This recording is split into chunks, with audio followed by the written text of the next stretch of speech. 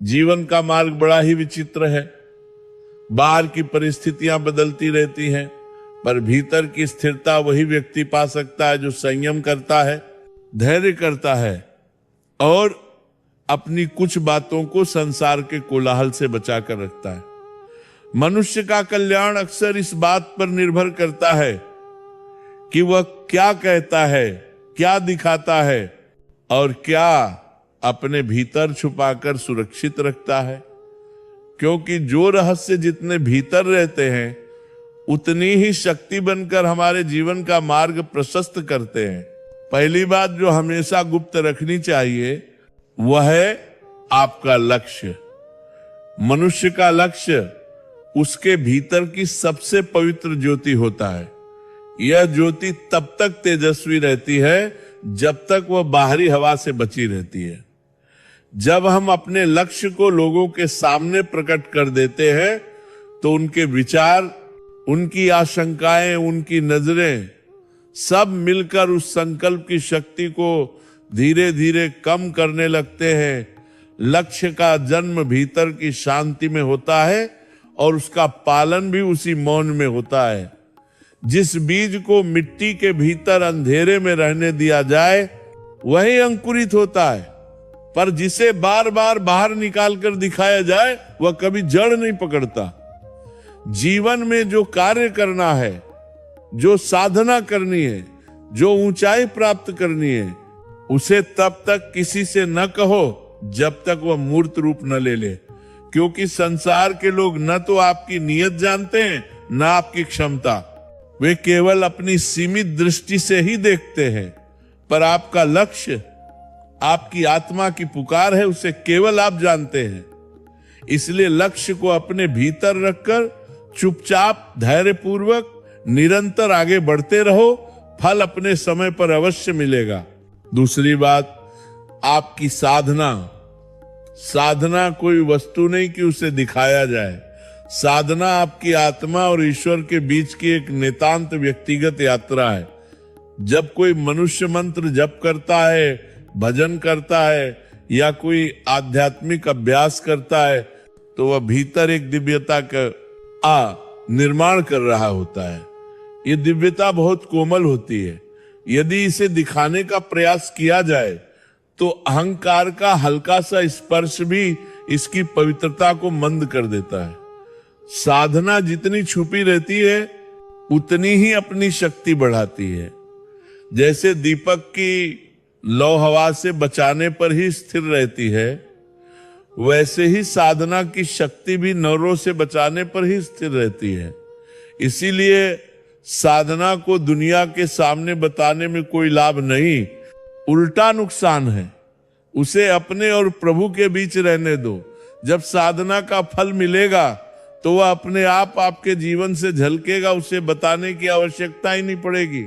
तीसरी बात है आपका दान वह कर्म है जो आत्मा को पवित्र करने के लिए किया जाता है, न कि संसार को दिखाने के लिए।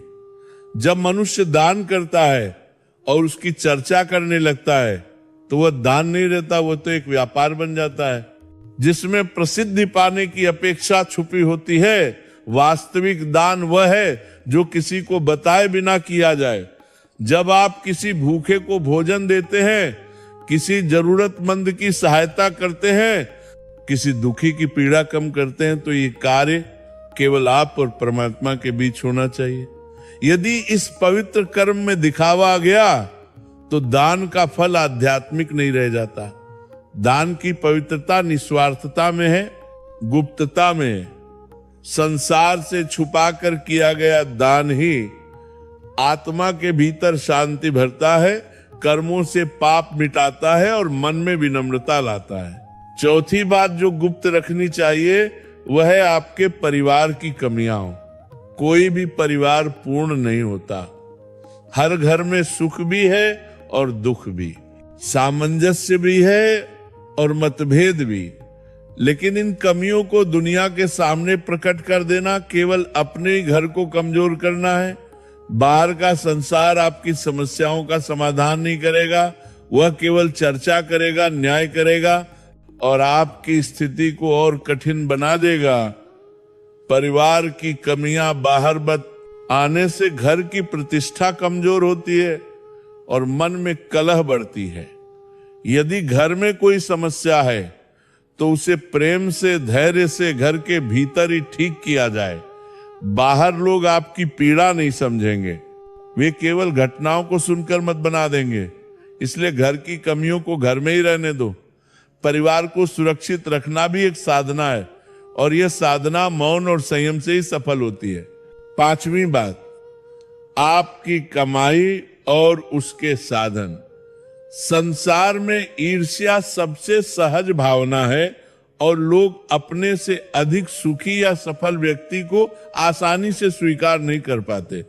यदि आप ये बताते फिरें कि कितना कमाते हैं, कहां से कमाते हैं, कैसे बढ़ा रहे हैं, तो या तो लोग आपसे ईर्ष्या करेंगे या आपकी सफलता में बाधा डालने की कोशिश करेंगे। धन शांति से कमाया जाए तो वह स्थिर रहता है। अपनी कमाई के साधन को गुप्त रखने का अर्थ यह नहीं कि आप गलत कर रहे हैं, बल्कि यह समझ है कि संसार हर बात को समझने योग्य नहीं होता। बहुत लोग आपकी कमाई देखकर प्रशंसा नहीं करेंगे, वे भीतर ही भीतर जलेंगे। ये जलन कई बार अनजाने में आपकी प्रगति के रास्ते अवरोध पैदा कर देती है। इसलिए अपनी आय, अपने व्यवसाय, अपने साधनों को शांत और निजी रखो। जो कुछ प्रभु दे रहे हैं उसे विनम्रता से स्वीकार करो और चुपचाप अपने कर्तव्य करते रहो। छठी बात है आपकी आगे की योजना। मनुष्य जब कोई योजना बनाता है, चाहे वह जीवन बदलने की हो, व्यवसाय बढ़ाने की हो, कोई नया कार्य शुरू करने की हो, तो वह योजना बीज की तरह होती है। बीज को अंकुरित होने के लिए मिट्टी का अंधेरा चाहिए, ऊपर से ढकना चाहिए, मौन चाहिए। यदि उस बीज को बार बार बाहर निकाल कर दिखाया जाए कि देखो इससे पेड़ बनेगा, इससे फल मिलेगा, तो वह कभी बढ़ नहीं पाता। उसी प्रकार योजना भी तब तक फलती नहीं जब तक उसे बाहर की दुनिया से बचाकर नहीं रखा जाता। जब हम अपनी योजनाएं दूसरों को बताने लगते हैं तो वे अब पनी राय देंगे, अपनी आशंकाएं जोड़ेंगे, अपने नकारात्मक विचार हमारे सामने रखेंगे और धीरे धीरे हमारा विश्वास हमारी ही पकड़ से छूटने लगता है। इसलिए आने वाले समय में जो भी करना है उसे धीरे धीरे शांत मन से, बिना शोर किए करो। योजना का चमत्कार तभी दिखता है जब वो क्रिया में बदल जाए, और क्रिया तभी सफल होती है जब उसका बीज चुपचाप पनपे। सातवीं बात है आपकी दुर्बलता। संसार में सम्मान पाने वाला वही है जो दृढ़ दिखाई देता है। लोग उसके साथ खड़े होते हैं जिसकी रीढ़ मजबूत हो, जिसका मन स्थिर हो। लेकिन जैसे ही कोई मनुष्य अपनी कमजोरी हर किसी के सामने खोलना शुरू करता है, दुनिया उसे समझने के बजाय उसका उपयोग उसके विरुद्ध करने लगती है। आपकी भावनात्मक कमजोरी हो, आर्थिक कठिनाई हो, संबंधों की उलझन हो, यदि आप इन्हें सामान्य लोगों के सामने रख देंगे तो वे समाधान नहीं देंगे, केवल आलोचना और सलाह देंगे जिनका कोई लाभ नहीं होता। कमजोरी को मिटाना है तो उसे भीतर रखकर साधना करो, ज्ञान लो, अनुभव से सीखो। संसार आगे बढ़ने वालों को धक्का देता है, पीछे गिरने वालों को नहीं उठाता। इसलिए अपनी दुर्बलता केवल वहीं प्रकट करो जहां समाधान मिले, ईश्वर के सामने, अपने गुरु के सामने, या किसी ऐसे व्यक्ति के सामने जो वास्तव में आपका कल्याण चाहता हो। बाकी दुनिया के सामने मजबूत बने रहो, क्योंकि वही ताकत आपको जीवन की हर लड़ाई जीतने की शक्ति देती है। आठवीं बात है आपके घर की सुख समृद्धि।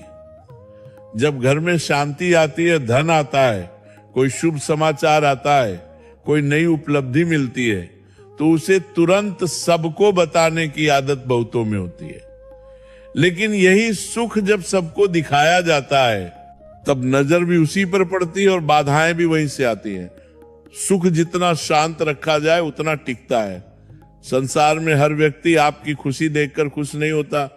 कई लोग भीतर ही भीतर जलते हैं, कई को लगता है कि आपको ये सुख क्यों मिला। ये नजर कई बार बिना चाहे समस्या खड़ी कर देती है, मन में बेचैनी और घर में हलचल पैदा कर देती है। इसीलिए जब भी जीवन में कोई नया सुख मिले, चाहे छोटा हो या बड़ा, उसे पहले भगवान के चरणों में समर्पित करो, फिर शांत मन से उसका आनंद लो। सुख को दिखाने से वो घटता है और सुख को संजोकर रखने से वो बढ़ता है। 9वीं बात है आपके मन की उलझने। मन हर पल हजारों विचारों से भरा रहता है। डर भी आते हैं, क्रोध भी आता है, निराशा भी होती है और कभी कभी मन बिल्कुल टूट भी जाता है। ऐसे समय में मनुष्य अक्सर किसी से भी अपनी बातें साझा कर देता है, बस बोझ हल्का करने के लिए। लेकिन हर व्यक्ति आपकी स्थिति समझने की क्षमता नहीं रखता। आपकी उलझने जब गलत लोगों तक पहुंचती हैं, वे समाधान नहीं ढूंढते, केवल आपकी बातों को दूसरों तक पहुंचाते हैं और आपकी प्रतिष्ठा को नुकसान पहुंचाते हैं।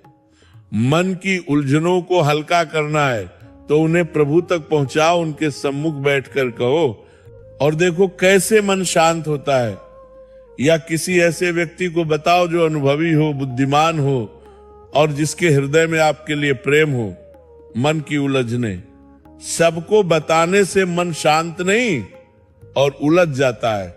इसलिए मन का बोझ सही स्थान पर रखो, तभी शांति मिलेगी।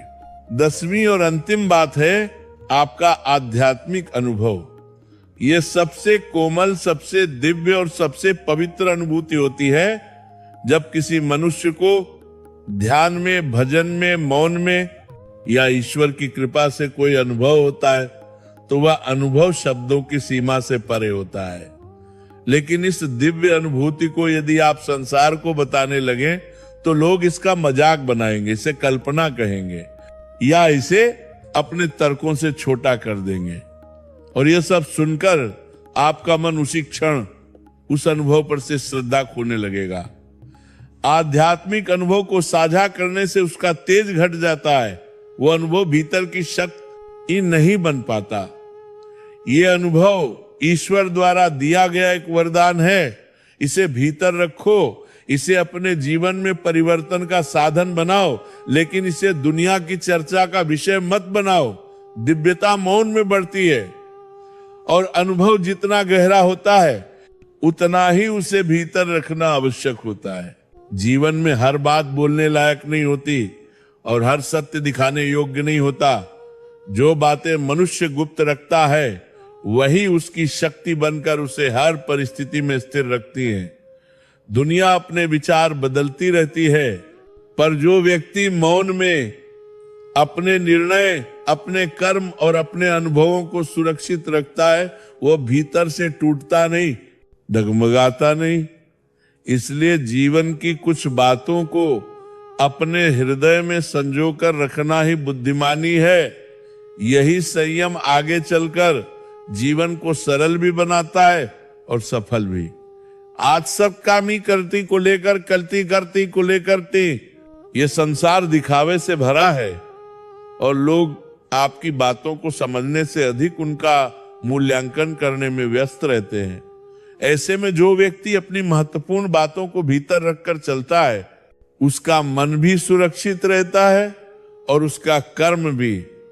मौन मनुष्य को शक्ति देता है और गुप्त रखी बातें उसे बाधाओं से बचाती हैं। इसलिए जो कुछ भी आपके जीवन का असली आधार है उसे हल्के में किसी के सामने प्रकट न करें।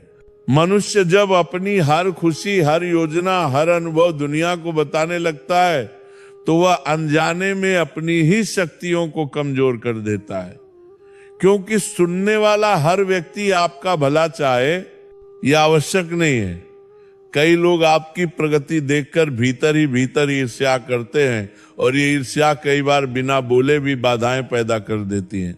इसीलिए संत हमेशा कहते हैं सुख का आनंद लो पर शोर नहीं। जो व्यक्ति अपनी बातों पर नियंत्रण रखता है वही अपने जीवन पर नियंत्रण रख पाता